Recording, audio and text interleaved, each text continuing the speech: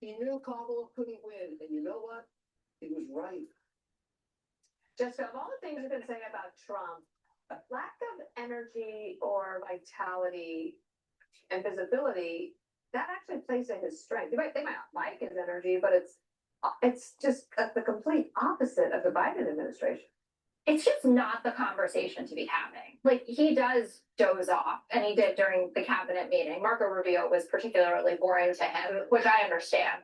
But it's just, it doesn't get you anywhere. And it's been tried before. Like, we talked about this. I mean, I think that if you are discussing the substance of the things that he's saying, that you can prove your case a lot better. If you're like, the guy is incoherent, let me read to you what he just said. Or like last night that he spent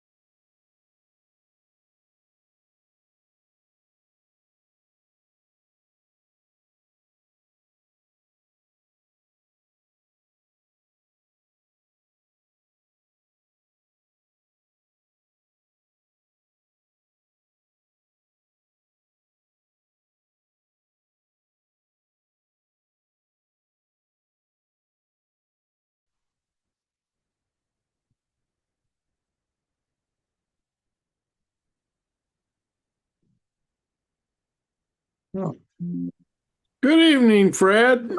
hi, John. Patty? There's Sue. I expected Sue to not show up tonight. I keep seeing all the rain and snow in Boston. Well, yeah, except that we're just below the rain snow line, and all it's done all day is pour. I mean, as in torrential downpour. Oh my If it were goodness. snowing, the snow would be a foot deep, but it's not. It's Yeah. snowing to the north of us and to the west of us, but not on us. Wow. Well, you missed the bullet then this time. I But you guess. don't have to go out. You're self-contained, right? Yes, correct. And That's I keep on saying that I came here 4 years ago from South Carolina, and we don't have, I mean, if it snows, it's gone momentarily. Yeah. And my daughter kept on saying, Mom, you have to have boots. You have to have boots. You have to have boots. So I bought boots, and those boots have not seen the ground. It has not really snowed appreciably since I got here. I mean, it has snowed, but not like I was expecting mountains of snow. So the answer is no. There's no Okay. snow here. Excuse me for chuckling, but I think that's Yeah. the funniest story. What about the boots? Yeah, I love the boot story. Mhm. You know, Sue, we're all subject to that story. Yeah, Our kids all want to do the best for us, and that right. applies. And all they do is create issues. Well, they don't create issues, but whatever. Well, John, Fred and I have been here Yeah, 2 weeks running, just the two of us. So yeah. we're Okay. glad to see you. Well, I'm sorry I missed the couple of Mhm. weeks, but we were flying the week Mhm. before Thanksgiving. We got Wow. back and all of that. So I hate missing the class, but Well, sometimes you those didn't things miss happen. one. Mhm. There Oh, Yeah, was I no didn't. class. yeah. We Oh, decided to wait. Yeah. Well, Fred, where are we? Well, let's see. We're actually up to chapter 32 of Genesis. There's okay. 31. Does 32 it of begin Genesis. early in the morning? Uh, no, chapter 32, verse 4. Sorry, verse Oh, 4. verse 4. Yeah. Okay. Okay. Yeah, just to give you a little bit of background leading up to the story, this is the story of Jacob and Esau. Right. Yes. Jacob tricks his brother Esau out of the birthright, by tricking their father. And then when their mother Rebecca, hears Esau saying, when after our father dies, I'm going to kill Jacob. And so she tells Jacob, it's time to get out of town. Go spend some time with my brother Laban, your uncle Laban, until everything cools down. And so Jacob goes, stays with Laban. He marries Laban's two daughters, Rachel and Leah, and spends 20 years there, and does well. And now he's returning home. He's on his way back home with his wives and kids and everything that he's earned, with Laban. And he finds out that his brother Esau is coming to meet him. And he doesn't know what Esau is going to do, whether Esau is still planning to kill him or what kind of revenge he wants, or they've been out of touch for 20 years since Jacob left. And so this is where the story picks up. Um, the first section here is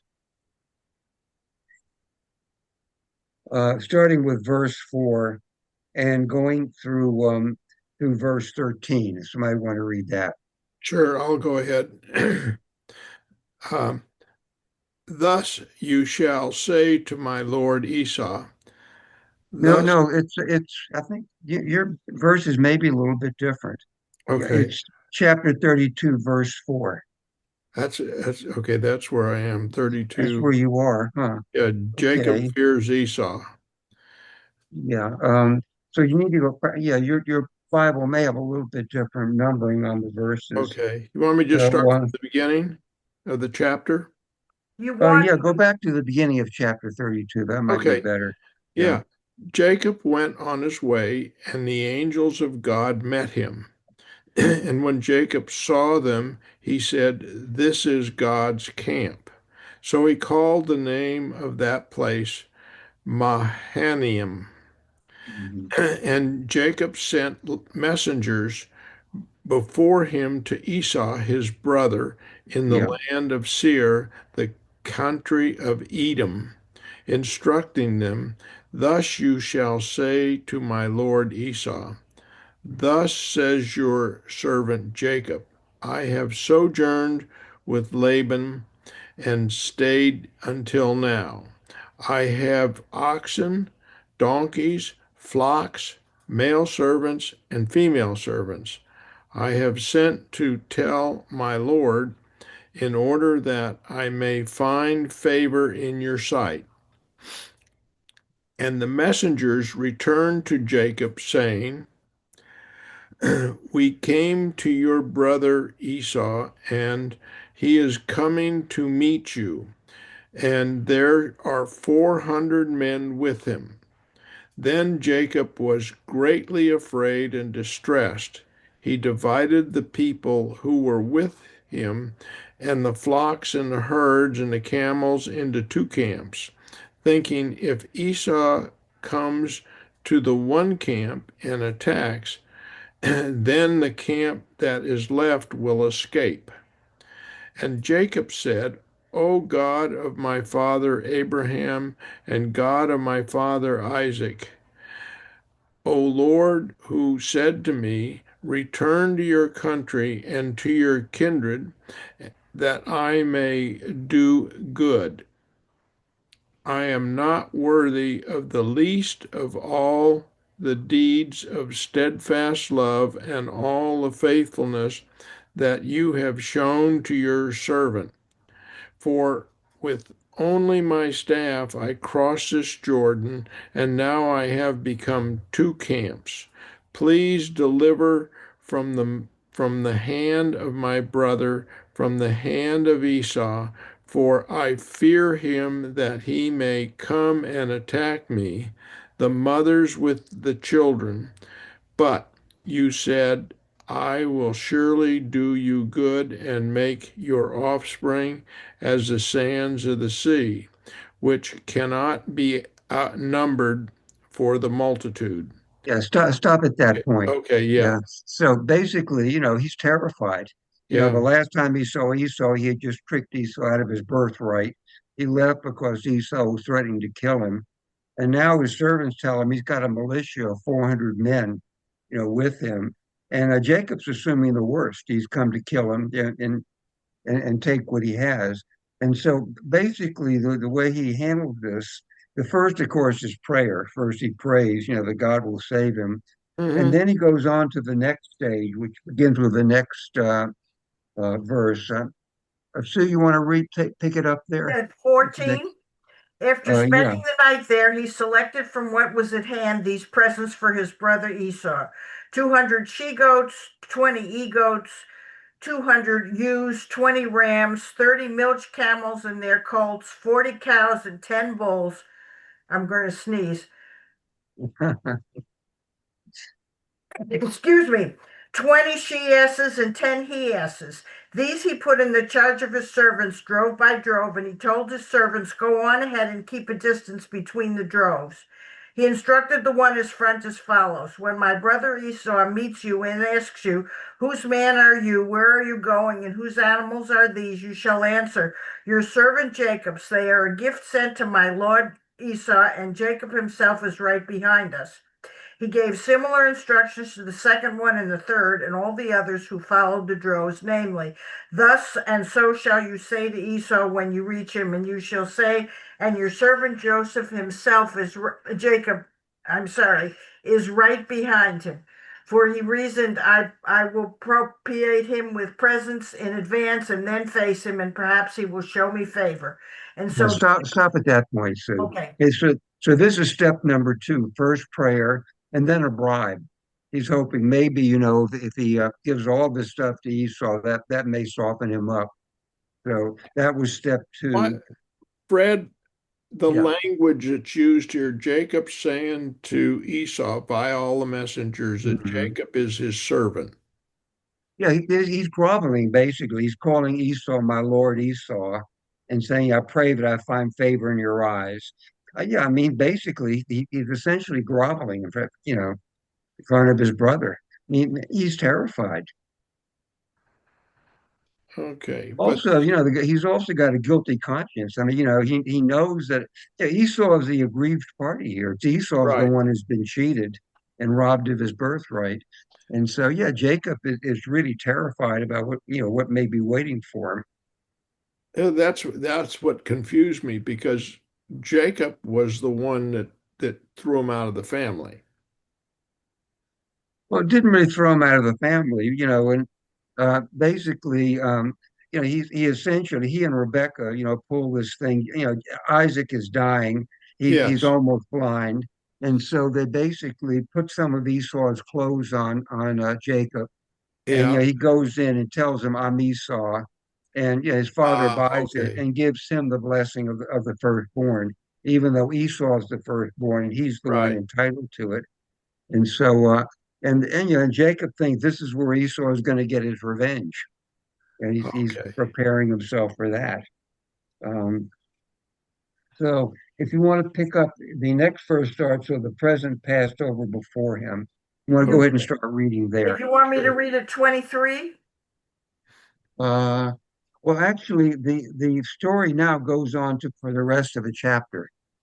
That's Okay. the third And part of the so the story. same night he arose, and taking his 2 wives, his 2 maidservants, and his 11 children, he crossed the ford of Jokbah. After taking them across the stream, he sent across all his possessions. Jacob was left behind, and a man wrestled with him until the break of dawn. When he saw that he had not prevailed against him, he wrenched Jacob's hip in his socket, so that the socket of his hip was strained as he wrestled with him. Then he said, "Let me go, for dawn is breaking." But he answered, "I will not let you go until you bless me." Said the other, "What is your name?" He replied, "Jacob." Said he, "Your name shall no longer be Jacob, but Israel, for you have striven with beings divine and human and have prevailed."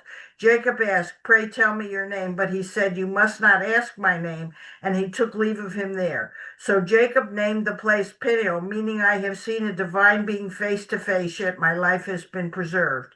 The sun arose upon him as he passed Peniel, limping on his hip. That is why the children of Israel to this day do not eat the thigh muscle that is on the socket of the hip, since Jacob's hip socket was wrenched at the thigh muscle. That's So, why we eat brisket. yeah, exactly. There's been a lot of commentary on what this story means. Who is this man that he wrestled with? There's one theory he wrestled with an angel. The other is that he wrestled with God in human form. No, but there's actually an interesting modern commentary I kind of like that actually this should be read as Jacob wrestling with himself. He's finally having to face his past, all the sleazy things he's done, cheating his brother, cheating his uncle Laban. Uh, and so he really, in a sense, is wrestling with himself. Um, That's the the modern psychological That's a take on modern it. take on it. Yeah. You often hear that he wrestled with an angel, but the text actually says man, so you can kind Mhm. of, visualize it any way that you want. The name Israel, though, does come from this because the Hebrew verb to struggle, sarah, yisarah, means he will struggle. And El is one of the biblical Hebrew names for God. So Yisarah El means he will struggle with God. And that's where you get Yisrael, Israel from. But Oh, it's interesting though, Abraham went through a name change also. Abraham starts off as Abram, and later, God tells him he changes his name to Abraham. But they never use Abram again. He's Abraham from then on. But if you read past this story, they use Jacob about as often as they use Israel. The name change doesn't seem to have taken completely. And one theory about that is that maybe Jacob is not totally changed. Maybe he's not quite Israel yet. There's some of the old Jacob still there in him. Um, the business about the thigh, this it, you know you, it's hard to know what's going on here because the Bible doesn't really have any good vocabulary, as far as anatomy is concerned.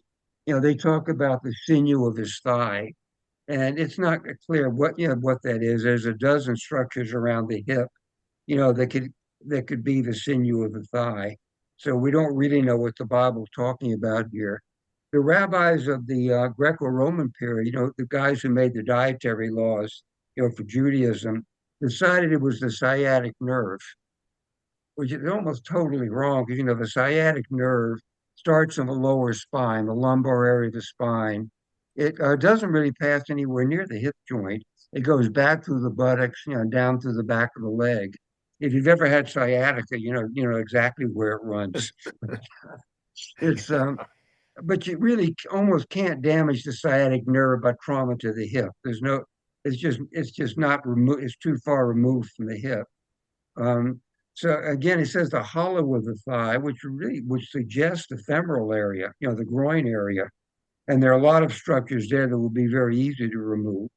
And the rabbis actually chose the one structure that's the most difficult to remove. To pull out the sciatic nerve from the hind quarter of an animal without breaking it, leaving a piece there or shredding up the meat and making the whole thing useless is very, very difficult. It's very hard to do. And what a lot of kosher slaughterhouses do is just discard the hind parts of the animal totally and only use cuts from the front of the animal. Which is very wasteful in a way. It's one of the reasons that kosher meat is so expensive. And, and again, as Sue mentioned, you know, if you go to an observant Jewish home and they serve beef, 9 times out of 10 it will be brisket. You use cuts from the front of the animal because they're very suspicious that any hind quarter cut may still have a piece of that sciatic nerve there. Oh, Yeah. My own theory is what the rabbis were making it just more difficult to eat meat. My theory is what they were really saying is that you were never meant to eat meat in the first place. God only gave permission to eat meat after Noah's flood. That was one of the provisions that he did after Noah's flood. As a concession to human weakness. And so what they may have been saying is, okay, if you have to eat, you're never meant to eat meat, but if you have to eat meat, go ahead and eat it. But we're going to make it as hard as we can. We're going to make you jump through all kind of hoops to do it. Fred, this is maybe a bit of a departure, but the sciatic nerve, I mean, is that like a little string? Or is it Yeah. something you can physically hold on to? Or is Oh, it, sure. Yeah. I mean, basically, there's a sciatic artery, vein, and nerve, and they all run together in a connective tissue sheath. And so what you have to do is to gradually work it out. If you cut into the back of the thigh and buttocks, then you've ruined the cut of meat. The trick is you've got to pull this structure out without either having it break while you're doing it or having it cause so much trauma coming out that the meat's all shredded up and you've Mhm. made it useless, which is very, very difficult. It's high class neurosurgery in a sense. It's, and uh, and I there are was going to very say, and there are very few slaughterhouses that have anybody that can do it. And yeah. so very often they just don't use the cuts from the back of the Oh, animal at okay. all. Wow. Okay. And then the next chapter, chapter 33, picks up when he actually meets Esau.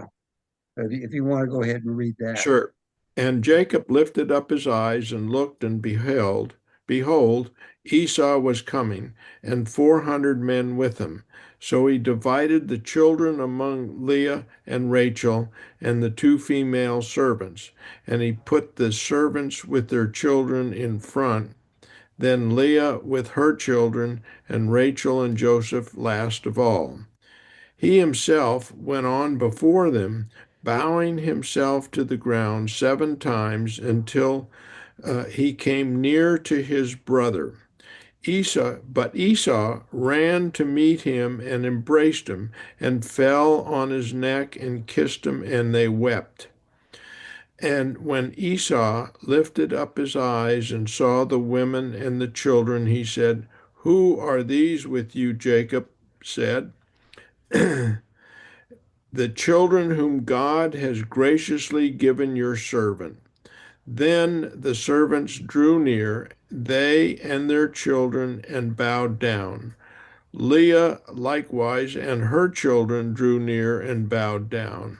And last Joseph and Rachel drew near, and they bowed down. Esau said, "What do you mean by all this company that I met?" Jacob answered, "To find favor in the sight of my Lord." But Esau said, "I have enough, my brother. Keep what you have for yourself."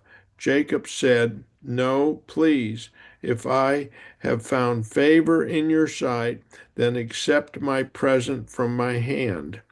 For I have seen your face, which is like seeing the face of God, and you have accepted me. Please accept my blessing that this is brought to you because God has dealt graciously with me and because I have enough."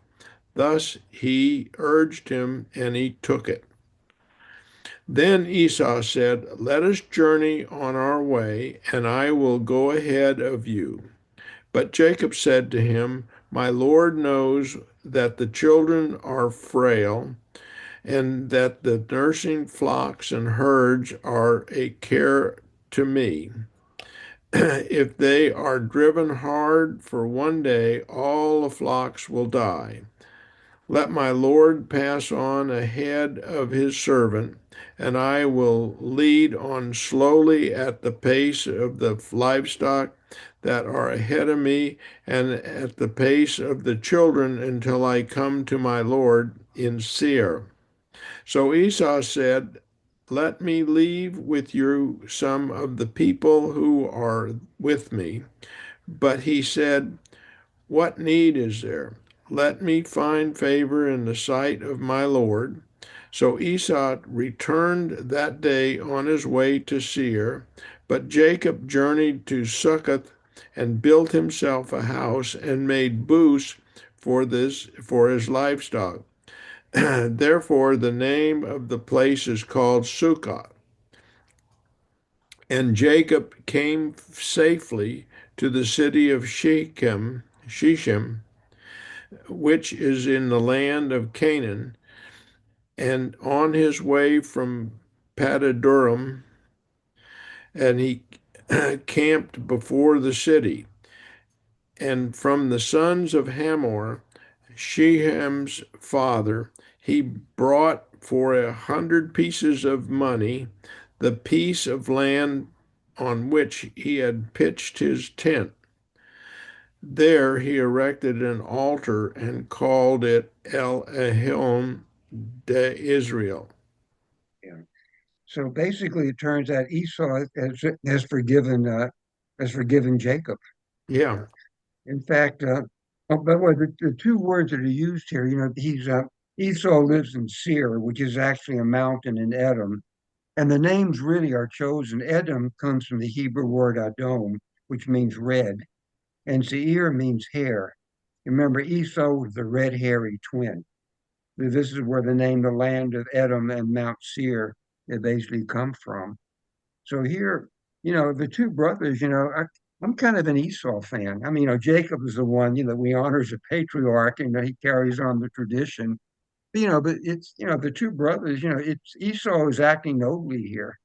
He's the aggrieved party. He was the one who was cheated, and he forgives his brother.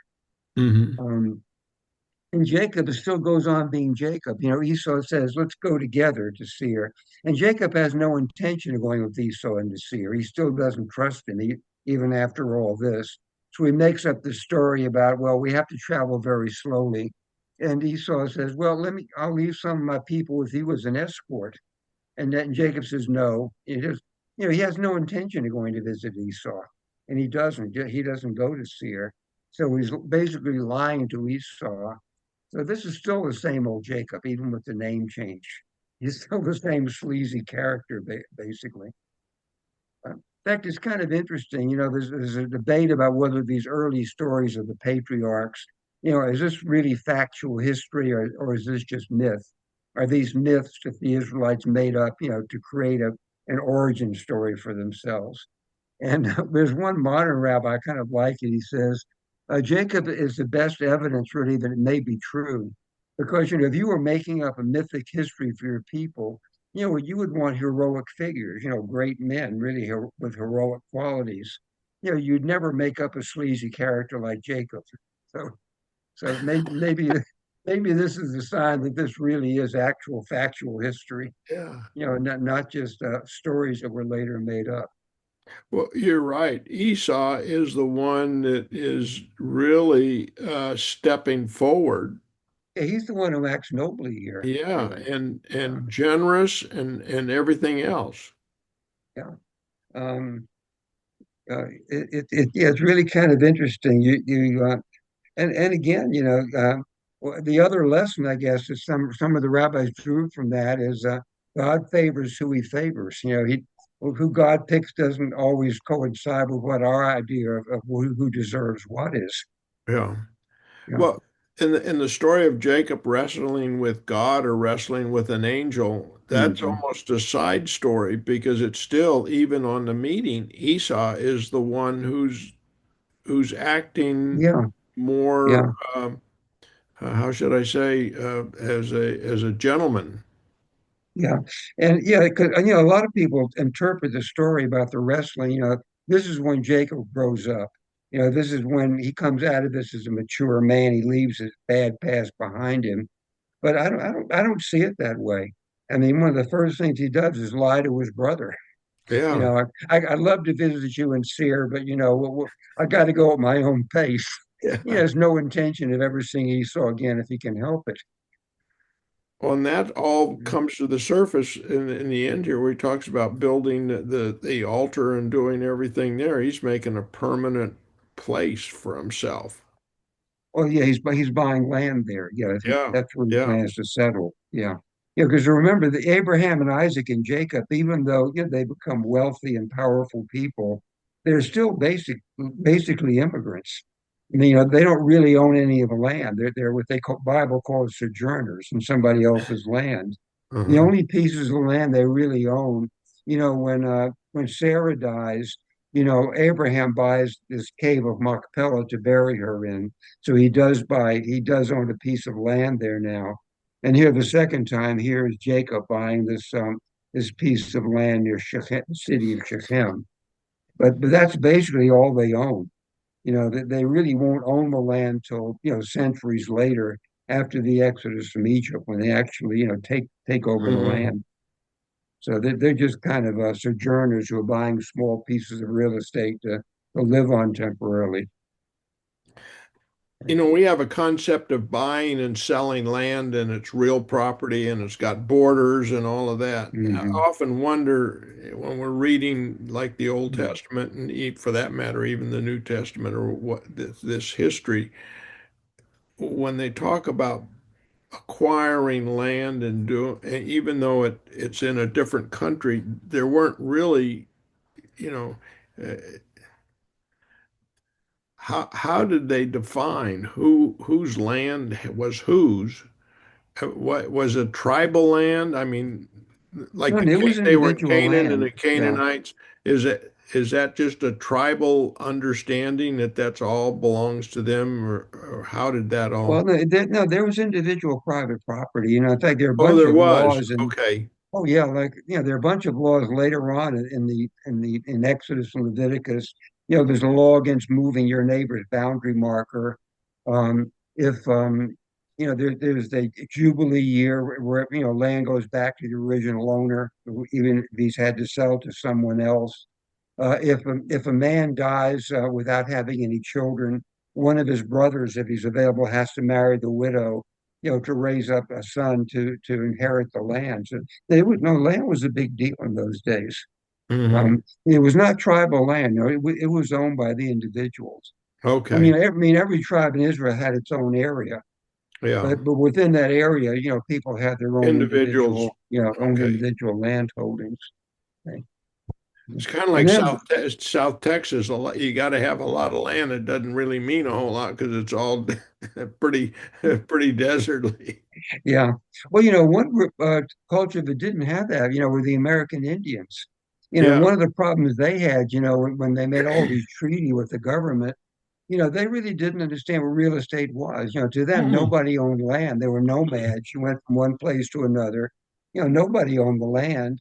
And they didn't really understand what the whites were talking about, when they Yeah. made these treaties about this is our land, this is your land. And even today, I remember when we were living in Denver for several years. We visited it was a Navajo reservation in New Mexico, and there actually the land belongs to the tribe. I mean, everything else is private property. You have your own house, your own car, everything else is private, but nobody makes any major decisions about the land without taking it to the tribal council because the Hmm. land is sacred and the land belongs to the tribe. And no individual can make any major changes in the Yeah. land on its own. So then the next part of the story here, goes on to okay, Excuse me. goes on to chapter 34. Yeah. And that's the story of Dinah, Jacob's daughter. So you want to read something? Want to read that? Sure. Now Dinah, the daughter whom Leah had borne to Jacob, went out to visit the daughters of the land. Shechem, son of Hamor the Hivite, chief of the country, saw her and took her and lay with her by force. Being strongly joined to Dinah, daughter of Jacob, and in love with the maiden, he spoke to her tenderly. So Shechem said to his father Hamor, "Get me this girl as a wife." Jacob heard that he had defiled his daughter Diane, but since his sons were in the field with cattle, Jacob kept silent until they came home. Then Shechem's father Homer came over to Jacob to speak to him. Meanwhile, Jacob's sons, having heard the news, came in from the field. The men were distressed and angry because he had committed an outrage in Israel by lying with Jacob's daughter, a thing that's not to be done. When Hamor spoke with them, saying, "My son longs for your daughter, please give him, give her to him into marriage with us, your daughters to us, and take our daughters for yourselves." You turn the page. You will dwell among us, and the land will be open before you. Settle, move about, and acquire holdings in it. Then Shechem said to his father and his brothers, "Do me this favor, and I will pay you whatever you tell me. Ask of me a bride price ever so high, as well as gifts, and I will pay you. You tell me what you tell me. Only give me this maiden for a wife." Jacob's sons answered Shem and his father, speaking with guile, because he had defiled their sister, and said to them, "We cannot do this thing to give our sister to a man who is uncircumcised, for that is a disgrace among us. Only on this condition will we agree that you become like us, in that every male among you is circumcised. Then we will give you our daughters and take our daughters to ourselves, and we will dwell among you and become as one kindred. But if you do not listen to us and become circumcised, we will take our daughter and go." The words pleased Hamor and Hamor's son Shechem, and the youth lost no time in doing the thing, for he wanted Jacob's daughter. Now he was the most respected in his father's house. So Hamor and his son went to the public place of town and spoke to their fellow townsmen, saying, "These people are our friends. Let them settle in the land and move about us, for the land is large enough for them.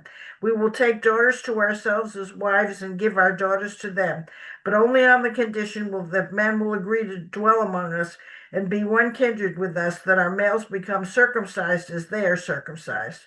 Their cattle and substance and all their beasts will be ours, if only we agree to their terms. So they will settle among us." All who went out of the gate of this town heeded Hamor and his son Shechem, and all the males, and all who went out of the gates of the town were circumcised. On the third day, when they were in great pain, Simon and Levi, two of Jacob's sons, brothers of Dinah, each took his sword and came upon the city and slew all the males. They put Homer and his son to the sword, took Dinah out of Shechem's house, and went away. The other sons of Jacob came upon the slain and plundered the town, because their sister had been defiled. They seized their flocks and herds and asses, and all that was inside the town and all outside, all their wealth, all their children, all their wives, all that was in their houses, they took as captives and booty. Jacob said to Simon and Leah, "You brought trouble on me, making me odious among the inhabitants of the land. The Canaanites and the Perizzites, my men are few in number, so if they unite against and attack me, I and my house will be destroyed." But they answered, "Should our sister have been treated like a whore?" So that's quite a story. Yeah. One of the things it tells you is that Jacob has a daughter. You always hear about Jacob's 12 sons, who become the tribes of Israel, Mhm. but nobody mentions daughters. And here we know he has at least one daughter, Dinah. And of course, according to the Talmud, Jacob had a number of daughters. They're just not mentioned. They only mention sons basically in most of these genealogies. Because, when you think about it, how likely would it be for a guy to have 12 sons and one daughter? That's kind of long odds. So, Yeah, it is. so he does have some other daughters, and and starting with this, Dinah, the son of Leah, went out to see the daughters of the land. In the old Middle East, women, single women didn't go out by themselves. Yeah. So you can see there's a problem in Jacob's family already. I mean, even today in the Middle East and traditional societies, women do not walk around by themselves, in public. And so we don't know whether she's a rebellious teenager who's defying her father, Jacob, or Jacob is just getting lax, and doesn't know what's going on in his family. But anyway, she does get she's raped essentially by Shechem, the son of Hamor, and this is a family, that Jacob knows because in the end of the previous story, he bought his land from Hamor. Hmm. So he's dealt with him before. They know each other. The other odd thing is that he's apparently is in love with her. We're taught basically that rape is not about sex; it's about violence and domination. But here, it's a weird story. He essentially rapes her, but then he loves her and wants to marry her. Wants to marry her. Yeah. Yeah. So, although, there's one theory about that, the ancient world, when basically you had to be a virgin when you were married and nobody would marry you, one of the ways of being sure a girl would marry you is to seduce or rape her. Because when she's no longer a virgin, she doesn't have very many options. I mean, who else is going to marry her? So this might have been, what Shechem did it for in the first place. Um, the other thing that it shows is we don't really know, the Bible's not good on chronology. We don't know how long this is happening after, Jacob's meeting with Esau, how many years have gone by. But it looks like Jacob at this point is kind of on the downhill slope. He's kind of over the hill. He's lost control of his family. He doesn't handle this himself. He doesn't do anything until his sons come home. And then it's his sons who bargain with Hamor. He doesn't say anything. So obviously, his sons are now running the show. Jacob no longer really is the patriarch of this family. So we're kind of seeing him now at probably maybe in an advanced stage, but certainly he's no longer in charge of the family anymore. His sons take over, and they're the ones who lied to Hamor and Shechem and give them the story about being circumcised. And of course, Shechem sells this whole thing to his people, saying, these are rich people. If we intermarry with them, there's a lot of money in this. That's really what he does to sell the whole idea to his people, and they buy it. And then the idea is that Shimon and Levi, again, without asking their father's permission, go and pull this thing off and slaughter the inhabitants of the city. The other interesting detail is they took Dinah out of Shechem's house, which tells you that while all this is going on, they've been holding Dinah. She's not with Hmm. her family. Shechem takes her into his house and he's holding her there. And only at the very end does Jacob say, "What did you do that for? Now you brought all kind of trouble down on our heads." But it really shows to me, the decline of Jacob. He's lost his authority over his family here. Uh, Yeah, and of it course, certainly does. And also, there was the negotiation that took place about, well, they'll become circumcised and be, part of his belief. And then they turn right around and go in and slaughter everybody. right. I mean, Yeah, it's a lot of intrigue there that is when you kind of sort it all out, mhm. it's not very honorable. No, but again, maybe they get that from their father. Yeah, Yeah, yeah, Jacob wasn't very honorable inherited in a lot of that. his dealings either. I Yeah, very well run in the family. yeah, Of course, the one thing that's missing from all this is no one knows what Dinah thinks of all this. Does no, she love Shechem? Would she have wanted to marry him? How did she feel about all this? yeah. And You again, don't. this is typical of the Bible. Often the women don't count as what the men do. That decide the story. But there's a great book, though. It was a bestseller years ago, which is called, the name of it's The Red Tent. And Well, it's it's a actually, marvelous book.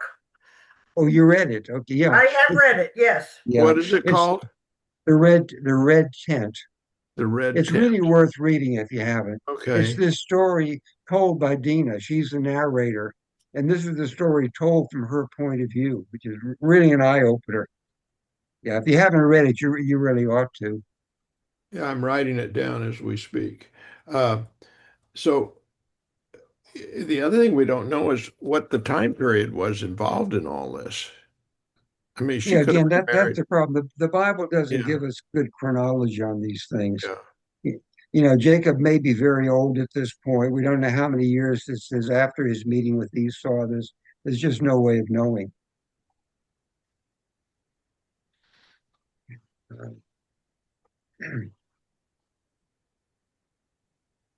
see.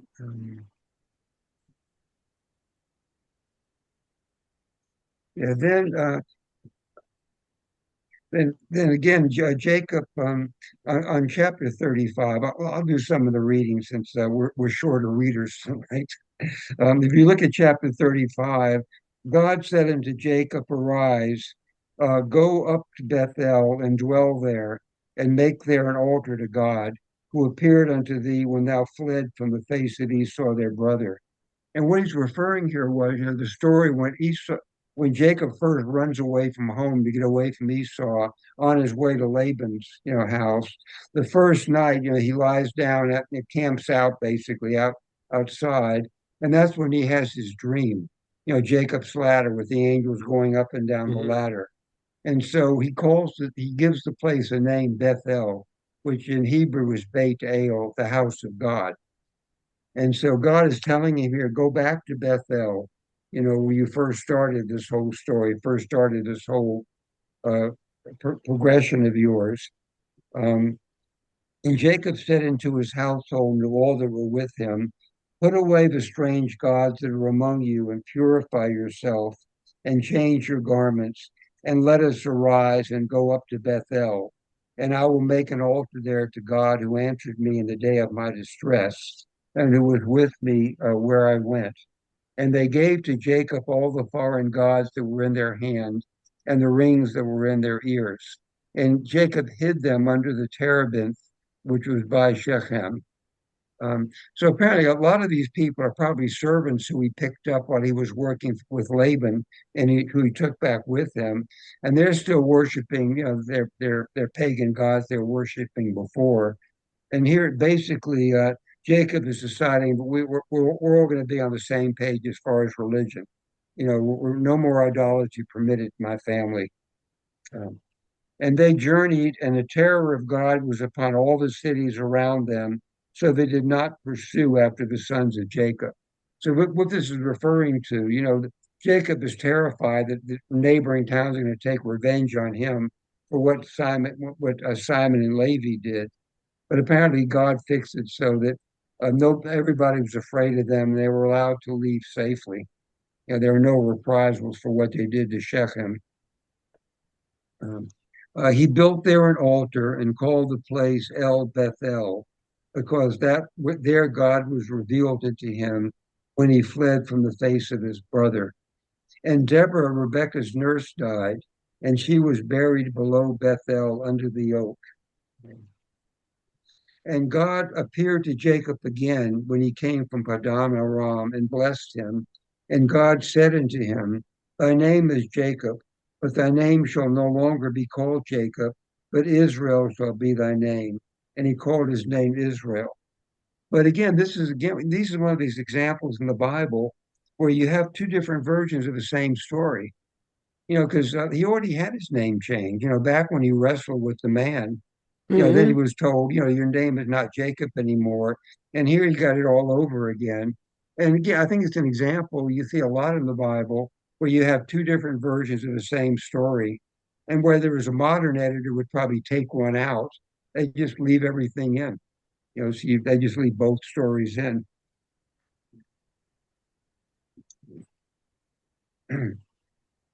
And God said unto him, well, I'm God Almighty. Be fruitful and multiply. A nation and a company of nations shall come from thee, and kings shall come out of our loins. And the land which I give unto Abraham and Isaac, to thee I will give it, and to your seed after thee will I give the land. And God went up from him in the place where he spoke from him. And Jacob set up a pillar in the place where he spoke with him, a pillar of stone, and he poured out a drink offering upon it and poured oil thereon. And Jacob called the name of the place where God spoke with him Bethel. And they journeyed from Bethel, and there was still some way to come from Ephrath. And Rachel travailed, and she had hard labor.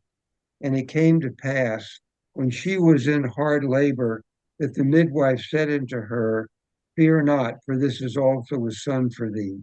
And it came to pass, as her soul was departing, for she died, that she called his name Ben-Oni, but his father called him Benjamin.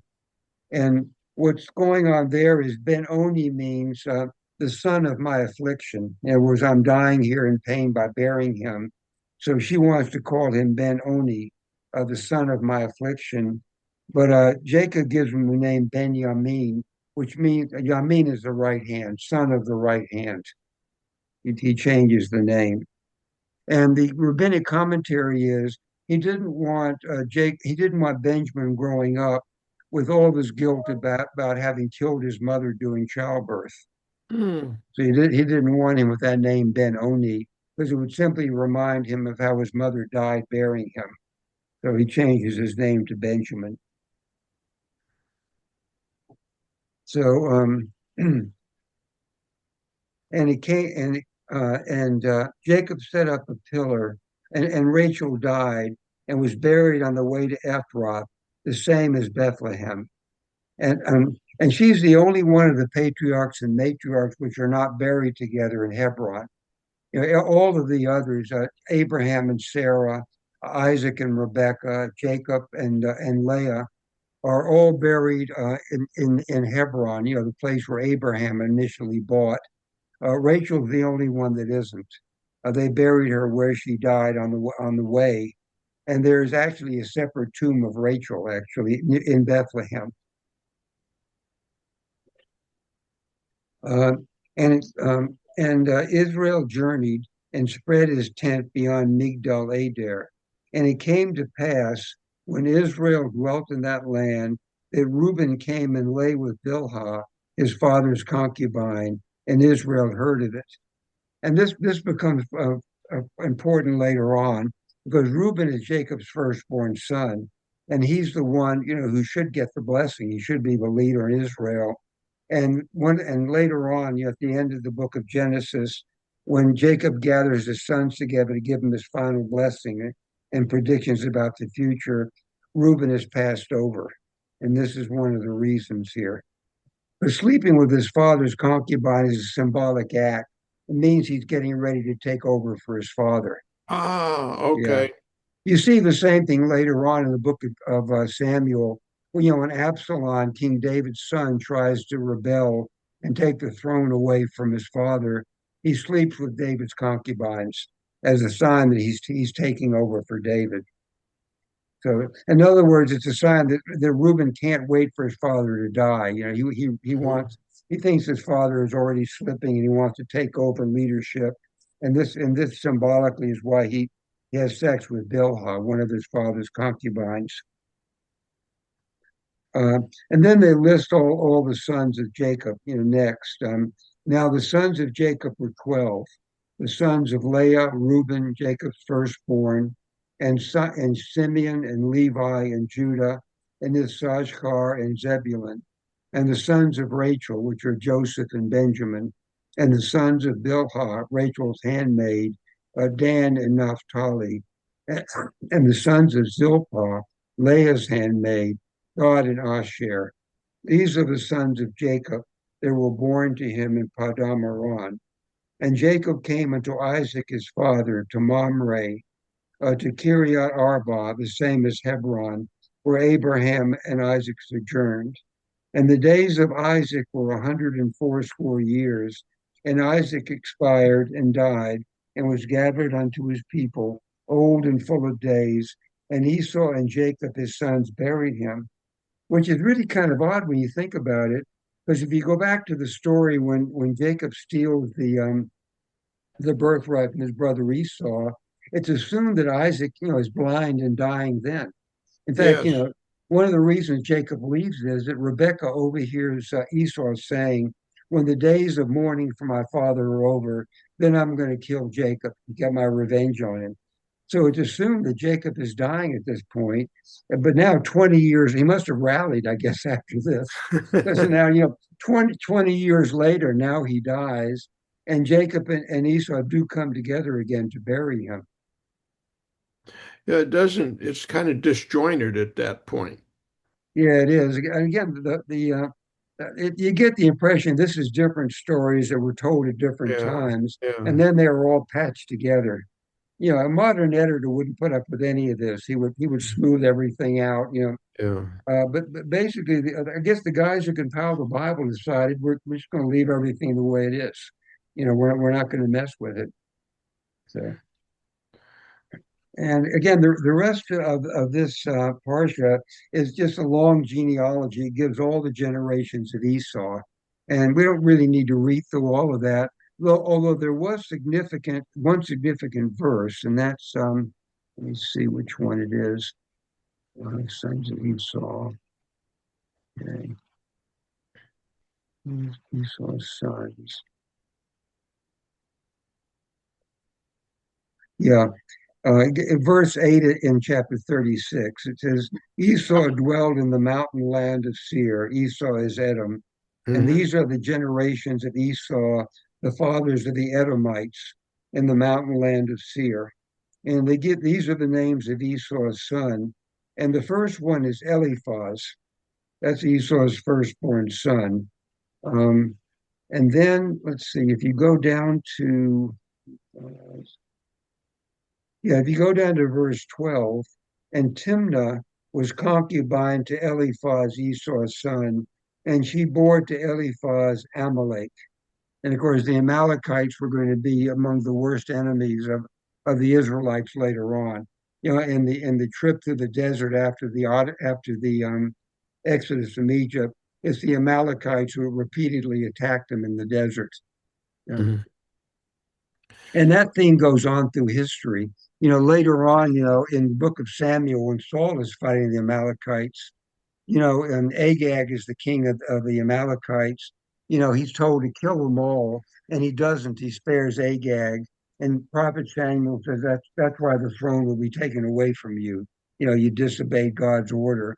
And later Hmm. on in the book of Esther, the enemy of the Jews there is Haman, and he's Haman the Agagite. He's a descendant of Agag. So this theme of Amalek being the perennial enemy of Israel goes down through the Bible, and it begins really here with Esau. Amalek is one of Esau's grandsons. Hmm. So, Fred, just like Rachel seemed to be singled out with Benjamin in this as we read it, but all the other children didn't have that same visibility, and and Mhm. and that No, they didn't. why No. is that held up in this in as we read this? Uh, Well, those two, well, Rachel's kids were special. If you remember the original story, Jacob never wanted to marry Leah in the first place. He was tricked into that by Laban. uh, You remember he tells Laban, I love your daughter Rachel, and I'm willing to work 7 years yes, for you, okay, for her. And Laban says, great. And Jacob works the 7 years, and they have the wedding feast. But Laban tricks him and puts Leah into his bed, instead of Rachel. right. In fact, and then but there's a great story the rabbis made up about that. It's called a midrash. Midrash were stories the rabbis made up to bring Hmm. out a point in the Bible. And the midrash is when Jacob wakes up the next morning and sees that he's been spending the night with Leah, not Rachel. Rachel. He says, all during the night, whenever I called out Rachel, you said yes. And Leah's answer is, yes, but when your father called out Esau, didn't you say yes? Mhm. In other words, what goes around comes around. Comes around. Wow. Yeah. But but Jacob always considered Rachel his real wife. He always favored her above, Okay. everyone else. This is what got Joseph in so much trouble. We're going to read the story of Joseph next. And if you remember, the reason that Joseph's brother hate him is because, Jacob obviously favors him. He's Rachel's firstborn son. And as far as Jacob's concerned, that's his real firstborn, not Reuben. who's Leah's son. His Yeah. real firstborn son is his first son by Rachel, Joseph. And Joseph is the one who gets all his attention. And his brothers naturally hate him for it. Yeah. Wow. This is when you look at all the intrigue and everything that's intertwined in Mhm. this, it could make one hell of a what do you call it, the noon Yeah. Well, movie series. one modern rabbi has said, the book of Genesis is really kind of a soap opera about a very Yeah, that's what dysfunctional I was thinking of family. the word soap opera. I couldn't Exactly. remember the Well, it word. is. I mean, this is really a very dysfunctional family when you think Yeah, about it. Yeah. yeah, I mean, yeah, the story of Israel as a nation really doesn't start till Exodus, when they come out yeah, of Egypt as a yeah, nation. yeah. That's the national history of Israel. Genesis is really just the story of one family, essentially. Hmm. It's a weird family when you think Yeah, about it. yeah, yeah. In today's world, it'd be highly dysfunctional. I mean, yeah, they would always think therapists, no question about it. Yeah. Yeah, that's Okay. great. Yeah. Yeah. So So next week next, we'll start with Joseph. we started with chapter 37, which is really Okay. starting the story of Joseph. And again, I think Rachel said her welding class is over at Oh, the end of this month, wonderful. so she'll be joining us again. And I Great. think I think Harold is back now, so hopefully he'll be joining us All again right. too. Yeah. So maybe we'll That pick will, up some more we'll people. be glad to see them. Yeah. Yeah. So see you guys next week. Okay. Good Thank night, you, Fred. everybody. Thank you, Sue. Okay. Night. Stay warm, Sue, and be Oh, careful with it's those not boots. cold and it's not snowing. Yeah, don't trip over the boots. See you next week.